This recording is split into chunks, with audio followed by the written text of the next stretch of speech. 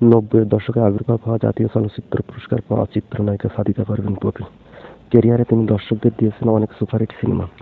এবার শালি পপিকে নিয়ে মুখ খুলল চিত্রনায়ক ওম সানি। তো দর্শক কি বলেছেন এই অভিনেতা, সেটি জানার আগে আপনি আমার চ্যানেলে নতুন হয়ে থাকলে চ্যানেলটি সাবস্ক্রাইব করে সম্পূর্ণ ভিডিওটি না টেনে দেখতে থাকুন। দীর্ঘদিন চলচ্চিত্র থেকে আলাদা রয়েছেন চিত্রনায়িকা পপি।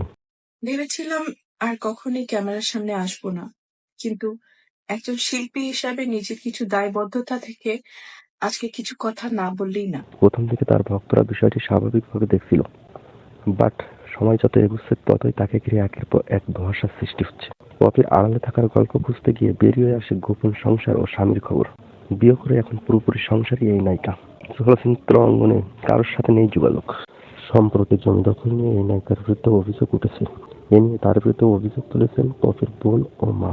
সবার বড় হয়ে আমাদের ভাই বোন, আমার মা, আমার বাবা সবাইকে সহ মানে মানে টোটালি বিয়ে করে দেয়, মানে কোনো জমি জমা দেবে না। তারপরও আব্বু ওর হাজবেন্ড এখন ওর এই 9 মাস মারা গেছে, 1 বছরের মধ্যে ও এই সমস্ত কাগজপত্র, এই ছেলে, এই যে আপনার এই ছেলে কিন্তু ওনার সাথে আরো 4 বছর 5 বছর আগে থেকে, কিন্তু কোনোদিনও হাজবেন্ডের স্বীকৃতি দেয় না, কোনোদিনও হাজবেন্ডের স্বীকৃতি দেয় নাই, তার বাচ্চার স্বীকৃতি দেয় না, কিন্তু এইভাবে নিয়ে আমাদের সাথে টর্চার করছে।